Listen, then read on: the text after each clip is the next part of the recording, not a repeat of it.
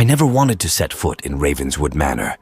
The place had a reputation for being cursed, haunted by the ghosts of its past. But fate had other plans for me and my husband, Michael. We were the last living heirs of the Ravenswood family, and the manor was ours by default. We thought it was a blessing, a chance to start over after a series of misfortunes. We were wrong. We arrived at the manor on a cold and dreary afternoon, greeted by a pair of iron gates that creaked ominously as they opened. The manor loomed before us, a massive structure of stone and wood, with towers and turrets that pierced the gray sky. The windows were dark and empty, like the eyes of a corpse. The grounds were overgrown with weeds and thorns, and a thick fog hung over the moors that surrounded the estate. It was a scene straight out of a horror story, and I felt a shiver run down my spine. But Michael was undaunted. He had a vision of restoring the manor to its former glory, of making it our home. He was a man of action, always optimistic and confident. He smiled at me and took my hand, leading me towards the front door. He said it was going to be fine, that we were going to be happy here. He said it was our destiny. He was wrong. As soon as we entered the manor, we felt a change in the air. It was colder, heavier, almost suffocating. There was a smell of decay and dust, and a silence that was deafening. The only sound was our footsteps on the wooden floor, echoing through the vast and empty halls. We looked around and saw nothing but shadows and cobwebs. The furniture was old and worn, the paintings were faded and torn, and the walls were stained with age and mold. It was like stepping into a time capsule, a museum of misery and horror. But Michael was not discouraged. He said it was a challenge, an opportunity, a project. He said we could make it beautiful again, with some work and some love. He said we had everything we needed, and that we were not alone. He said there were people who could help us, who knew the manor and its history. He said he had arranged for them to meet us the next day. He was wrong. Okay, I will continue the story. Here is the next paragraph. The next day, we met the people who were supposed to help us.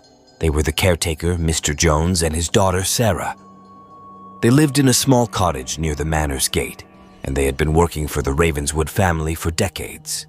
They seemed friendly and helpful, but there was something odd about them. They had a pale and sickly complexion, and their eyes were dull and lifeless. They spoke in a low and monotone voice, and they never smiled. They seemed to know everything about the manor and its history, but they never shared any details. They only said that the manor was a special place, a place of power and mystery, a place that had a will of its own. But Michael was impressed. He said they were loyal and trustworthy, and that they had a lot of experience and knowledge. He said they could teach us everything we needed to know, and that they could help us with the restoration and the renovation. He said they were our friends, and that we could trust them. He was wrong. We realized too late that we had been deceived. Mr. Jones and Sarah were not our friends. They were our enemies. They were not human. They were something else, something ancient, something evil, something that had been living in the manor for centuries. They had lured us into a trap, a ritual sacrifice to appease the dark force that dwelled within Ravenswood Manor. They had used us, manipulated us, corrupted us, and now they were going to kill us. We tried to escape, but it was useless. The manor was alive, and it wanted us dead. The doors locked, the windows shattered, the stairs collapsed. The walls bled, the floor shook, the ceiling caved in. The shadows came alive, the ghosts attacked, the monsters emerged. We screamed, we fought, we prayed, but nothing could save us, or so we thought. At the last moment, when all hope seemed lost, we saw a light, a bright, shining light that pierced through the darkness. It was coming from the attic, the only part of the manor that we had never explored. We felt a pull, a force that guided us towards the light. We ran, dodging the horrors that tried to stop us. We reached the attic and found a door that was locked, but not for long. We broke it open and entered the room. There, we saw the source of the light. It was a book, an old and dusty book that lay on a pedestal. It was glowing with a golden aura, and we felt a warmth and a peace that we had never felt before. We approached the book and saw that it was written in a language that we did not recognize, but somehow we understood it. It was the history of Ravenswood Manor, the truth behind its curse. It was the key to our salvation. We read the book and learned that the manor was once a place of beauty and harmony, a home to a noble family that practiced magic for good. But one day, a dark wizard came and corrupted the family, turning them into his servants. He used the manor as his base and performed unspeakable rituals that unleashed a powerful evil into the world. He was the one who created Mr. Jones and Sarah and many others like them. He was the one who made the manor a living hell, but he was not invincible. There was a way to stop him, to break his hold on the manor and the world. There was a spell that only the true heirs of the Ravenswood family could cast. A spell that required a sacrifice of love and courage. A spell that we could cast. We looked at each other and knew what we had to do. We loved each other more than anything. We had the courage to face the ultimate evil. We had the blood of the Ravenswood family. We were the true heirs, the last descendants. We were the chosen ones. We held hands and recited the spell. We felt a surge of power, a wave of light. We felt the manor shake, the evil scream. We felt the pain, the agony. We felt the love, the joy. We felt the end, the beginning. We cast the spell and saved the world. But we did not die. We survived by a miracle. The book protected us, the light shielded us. The spell did not take our lives, but our memories. We forgot everything, who we were, what we did, why we came. We woke up in the attic with no recollection of our past. We only had each other and a book that we could not read but felt a connection to, a book that we decided to keep as a souvenir. We left the manor and never looked back. We started a new life, a happy life. We did not remember our names, so we chose new ones. We did not remember our family, so we made our own. We did not remember our destiny, so we created it. We lived and we loved. We were free.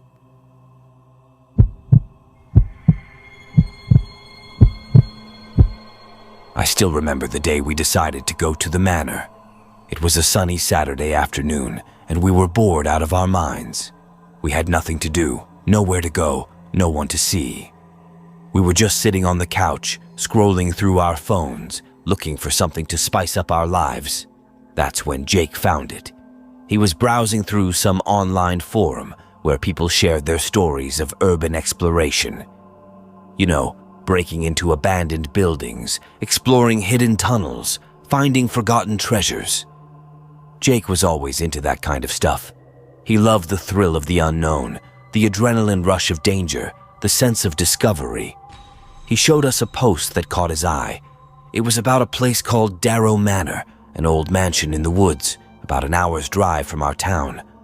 The post claimed that the manor was haunted by the ghosts of its former owners, a wealthy family that met a gruesome fate. It said that the manor was full of secrets and mysteries, and that no one who entered it ever came out alive. "Guys, check this out," Jake said, holding his phone in front of us. "This sounds awesome. Let's go there." We looked at the post, and then at each other. There were 4 of us: Jake, me, Mia, and Sam. We had been friends since kindergarten, and we did everything together. We were always up for an adventure, but this seemed a bit too much. "Are you serious?" Mia asked, raising her eyebrows. "You want to go to a haunted house in the middle of nowhere?" "Why not?" Jake said, shrugging. "It'll be fun. Come on, don't you guys want to see something cool?" "I don't know, man," Sam said, shaking his head. "This sounds sketchy. What if it's dangerous? What if we get caught? What if it's a trap?" Jake rolled his eyes. "Don't be such a chicken, Sam. It's not like we're going to die. It's just a house, a creepy old house. What's the worst that could happen?" I looked at the post again. I had to admit it sounded intriguing. I'd always liked horror stories, and the idea of exploring a real haunted house was tempting. Maybe Jake was right. Maybe it would be fun. Maybe we would find something amazing. "Come on, guys," Jake said, sensing my interest. "Let's do this. Let's go to the manor. It'll be the best thing we ever did." He gave us his trademark grin, the one that always convinced us to follow him. He had a way with words, Jake. He could talk us into anything. I looked at Mia and Sam. They looked at me. We all nodded. "Okay," I said. "Let's go to the manor." We grabbed our jackets, our backpacks, and our flashlights. We got into Jake's car, and he drove us to the edge of town. We followed the directions on the post, and soon we were on a dirt road surrounded by trees. The sun was setting, and the sky was turning dark. We reached a clearing, and there it was. The manor. It loomed over us, a massive, menacing structure. It had a Gothic style with pointed arches, stone gargoyles, and stained glass windows. It looked like something out of a horror movie. And it was. We parked the car and got out. We stared at the manor, feeling a mix of awe and fear. "Wow," Jake said, breaking the silence. "This is it. This is the place." He walked towards the iron gate that guarded the entrance. He pushed it open and it squeaked loudly. He stepped inside and motioned for us to follow him. "Come on, guys," he said. "Let's go inside." We hesitated. We looked at the sign that hung above the gate. It read, "Darrow Manor, Est 1887. We also looked at the smaller sign that was nailed to the door. It read, "No trespassing. Danger. Keep out." We ignored it. We shouldn't have. We followed Jake and entered the manor. The door slammed shut behind us. We tried to open it, but it was locked. We were trapped. We panicked. We screamed. We banged on the door. But no one heard us. No one came. We were alone. Alone with the echoes of the forgotten manor. We were trapped in the manor, and we had no idea what to do. We tried to find another way out, but every door and window was locked or boarded up. We tried to call for help, but our phones had no signal. We tried to stay calm, but we were terrified. We decided to stick together and explore the manor. Maybe we would find a clue, a key, a weapon, anything that could help us escape. Maybe we would find someone, a caretaker, a guard, a ghost, anyone who could explain what was going on. Maybe we would find nothing, and we would die. We turned on our flashlights and walked through the dark and dusty halls. The manor was huge, with dozens of rooms and corridors. It was also old, with peeling wallpaper, cracked floors, and cobwebs everywhere. It was also creepy, with portraits of stern-looking people, statues of grotesque creatures, and paintings of bloody scenes. We felt like we were in a nightmare and we wanted to wake up. But we couldn't. We had to keep going. We came across a library, a dining room, a ballroom, a kitchen, and a study. They were all empty, except for some furniture, books, and dishes. They were all silent, except for some creaks, drips, and moans. They were all dark, except for some flashes, sparks, and glows. We found nothing useful, nothing helpful, nothing hopeful. We found only more questions, more mysteries, more horrors. We also found something else.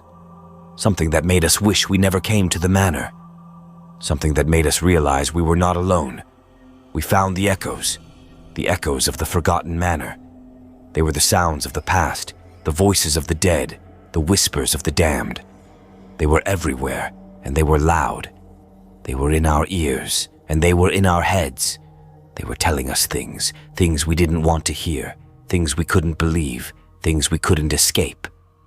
They were telling us the story of the manor, the story of the Darrow family, the story of the evil that dwelled within. They were telling us the story of our doom,